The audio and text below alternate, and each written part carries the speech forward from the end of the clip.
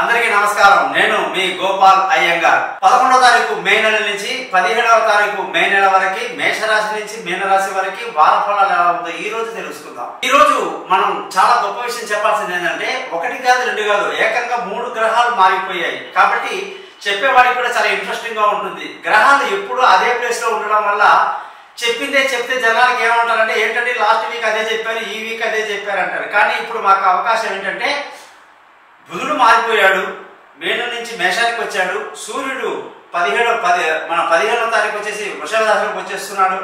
అలాగే గురువు యొక్క మార్పు అండి చాలా గొప్పది. సంవత్సరం తర్వాత 15వ తారీఖు మే నెల నాడు మిథున రాశిలోకి వస్తున్నాడు. కాబట్టి దీన్ని బట్టి మనము అన్ని రాశులకి కలిగిన మార్పులన్నీ మాట్లాడుకుందాం.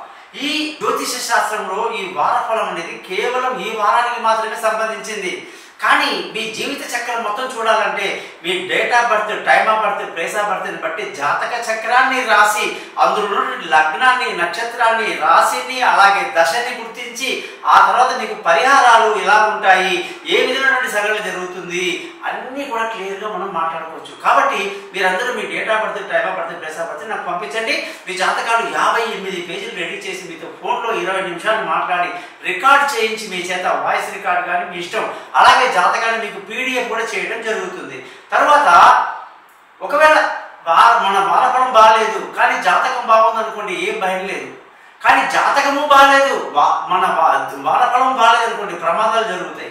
కాబట్టి ఖచ్చితంగా ప్రతి ఒక్కరూ జాతకం తెలుసుకోండి. దీనికి గురుదక్షిణ ఉంటుంది. ఈ వారం గ్రహస్థితులు చూసుకుంటే సూర్యుడు, బుధుడు వచ్చేసి మేషరాశిలో, అలాగే గురువు మనకి మిథున రాశిలోకి వస్తున్నాడు. కుజుడు కర్కాటక రాశిలో, కేతు వచ్చేసి కన్యా రాశిలో, రాహు, శుక్ర, శని 3 గ్రహాలు మీన రాశిలో సంచరిస్తున్నాయి. దీన్ని బట్టి 12 గ్రహాలకి ఏ విధంగా ఉంటుందో ఈ రోజు తెలుసుకుందాం.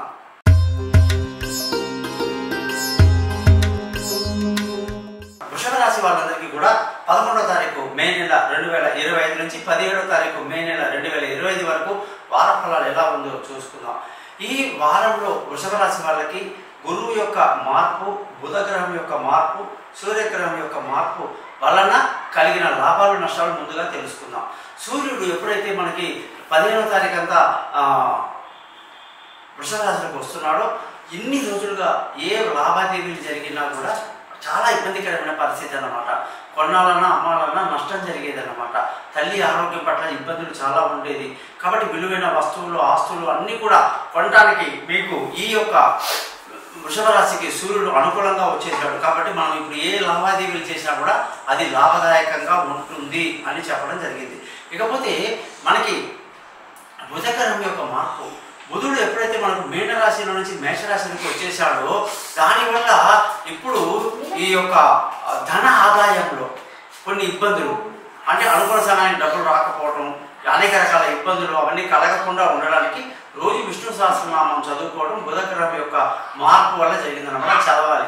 ముఖ్యంగా పంచమాధిపతి అంటే పిల్లలు, వాళ్ళ చదువులు, వాళ్ళ ఉద్యోగం, వాళ్ళ భవిష్యత్తు, వాళ్ళ గురించి చక్కటి ప్రణాళికలు రాసినటువంటి తల్లిదండ్రులు పొరపాటున కూడా కొన్ని తప్పుడు అడుగులు వేసే అవకాశాలు ఉంటాయి. మీ తెలివి తక్కువ ఆలోచనల వల్ల ఇబ్బందులు మీరేది కొని తెచ్చుకునే అవకాశాలు బుధగ్రహం యొక్క మార్పు వల్ల జరిగిందన్నమాట. కాబట్టి ఈ వృషభ రాశి వాళ్ళు తెలివైన నిర్ణయాలు తీసుకోవాలన్నా, దూర ప్రయాణాలు అనుకూలంగా ఉండాలన్నా, అనుకున్న కాలేజీలో వాటిలో సీటు దొరకాలన్నా రోజు విష్ణు సహస్రనామాన్ని చదువుకోవడం ఎంతో మంచిది. దానివల్ల ధన ఆదాయము, కుటుంబ సంతోషము, చదువులో అన్నింటిలో కూడా ఇబ్బంది రాదన్నమాట. ఇకపోతే మనకి గురువు యొక్క మార్పు అంటే ఎప్పుడైతే వృషభ రాశిలో గురువు మన ఇంట్లో ఉండిపోయాడు వృషభ రాశి వాళ్ళకి, ఇప్పుడు మిథున రాశిలోకి వెళ్తున్నాడు. దానివల్ల ఏమవుతుందంటే మనకు కాస్త పాజిటివ్ ఎనర్జీ బాగా పెరుగుతుందన్నమాట. ఎందుకంటే వ్యాపారానికి అధిపతి మన రాశికి గురువు అన్నమాట. అలాగే అపాయాలు, డేంజరు, లేనిపోని హెల్త్ ఇష్యూస్ అవన్నీ రాకుండా ఉండడానికి కూడా అష్టమాధిపతి కూడా ఆయన్నే. మరి దాన్ని బట్టి మనకి ఏమర్థం అవుతుంది అంటే, గురువు మార్పు వల్ల మనకు ఎంతో కొంత మేలు జరుగుతుంది, ఇబ్బందులు ఉండవు అని మనం ఖచ్చితంగా చెప్పవచ్చు. ఇక మనం చూసాం కదా, సూర్యుడి మార్పు, బుధుడి మార్పు, గురువు మార్పు. అసలు ఈ జాతకంలో ఇప్పుడున్న పరిస్థితి చూస్తే వృషభ రాశి వాళ్ళకి శుక్రుడు అత్యంత ఉన్నత స్థితిలో, ఉచ్చ స్థితిలో మీనరాశిలో సంచరించడం అనేది సెల్ఫ్ కాన్ఫిడెన్స్ ని బాగా ఇస్తుందన్నమాట. ఇక వీళ్ళకి ఎటువంటి కూడా ఇబ్బందులు ఉండవు, అనేక శుభకార్యాలు జరుగుతాయి, విందులు వినోదాల్లో పాల్గొంటారు, బంధువులతో స్నేహితులతో బాగా ఎంజాయ్ చేస్తారు. కాబట్టి వాళ్ళతో ఎటువంటి విరోధాలు రాకుండా కూడా మనం చూసుకోవాల్సిన పరిస్థితి కనిపిస్తుంది. కాబట్టి శుక్రుడి ఫలితం చాలా బాగుంది. అలాగే చంద్రుడి యొక్క స్థితిని బట్టి బంధువులతో స్నేహితులతో గొడవలు ఇబ్బందులు రాకుండా చూసుకోవాలి. అలాగే మనమేదో మన నలుగురికి సహాయం చేద్దాం అనుకున్నప్పుడు అది కాస్త వికటించే అవకాశం ఉంది. కాబట్టి అనవసరమైన విషయాలను తలదూచుకోకపోవడం కూడా ఈ రాశి వాళ్ళకి చాలా మంచిది.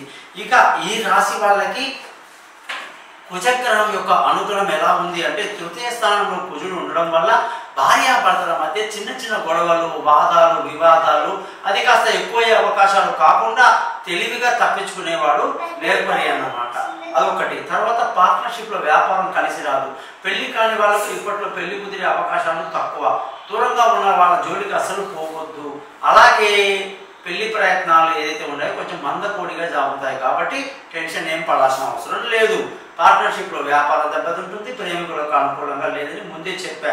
అలాగే ఈ రాశి వాళ్ళకి అత్యంత గొప్ప న్యూస్ ఏందన్నా ఉంటే ఒకటి శుక్రుడు ఉచ్చ స్థితిలో ఉండి బ్రహ్మాండంగా అద్భుతంగా విందులు వినగలన్నా.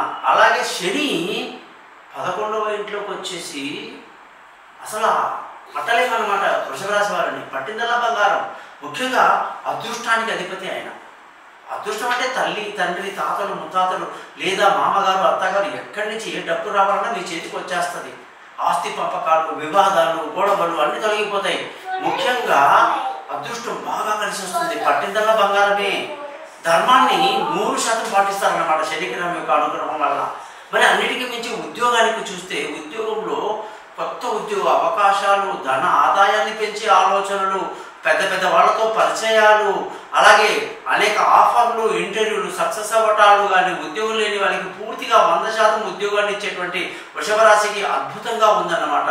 ఏ పని చేసినా పేరు ప్రఖ్యాతులు ఇనుమడిస్తాయి. నలుగురిలో మీకు మంచి సన్మానాలు, సత్కారాలు జరిగే అవకాశాలు కూడా బాగున్నాయి. మరి ఈ జాతకం మొత్తం చూసాం కదా, వ్యాపారం కూడా అద్భుతంగా ఉందని చెప్పాం కదా. ఖర్చులు కూడా చాలా అదుపు. అంటే వృషభ రాశి వాళ్ళు 10 రూపాయల దగ్గర 100 రూపాయలు ఖర్చు పెడతారు. అటువంటి లగ్జరీ అనమాట వీళ్ళది. అట్లాంటిది కుజుడు మనకి ఏం చేస్తున్నాడంటే ఆ ఖర్చును తగ్గిస్తున్నాడు. కాబట్టి వృషభ రాశి వాళ్ళకి అనేకంగా శుక్ర శని గ్రహాలు శుభాన్నిస్తున్నాయన్నమాట. సూర్యుడు శుభాన్నిస్తున్నాడు, అశుభాన్నిచ్చేది బుధుడు. అలాగే మనకి అశుభాన్నిచ్చే గ్రహాలు కానీ చూసుకుంటే మనకు కొంచెం కుజుడు ఇబ్బంది పెడుతున్నాడు. మిగతా అన్ని గ్రహాలు బ్రహ్మాండంగా ఉన్నాయని చెప్పి తెలియజేస్తూ మీరందరూ కూడా వృషభ రాశిలో పుట్టిన వాళ్ళు శుక్రుడు ఆధిపత్యం వహిస్తున్నారు. కాబట్టి శుక్ర మంత్రాన్ని జపం చేసుకోవటం, అలాగే లక్ష్మీ మంత్రాన్ని చక్కగా చదువుకోవటం, కృతికా నక్షత్రంలో వాళ్ళు సూర్యుడి మంత్రాన్ని, రోహిణి నక్షత్రం వాళ్ళు చంద్ర మంత్రాన్ని, మృగశిర నక్షత్రం వాళ్ళు కుజ మంత్రాన్ని చదువుకోవటం చాలా మంచిది. అలాగే మీరందరూ ఈ ఛానల్ని సబ్స్క్రైబ్ చేయండి. మీ జాతకం కొరకు సంప్రదించండి. గోపాలయ్య.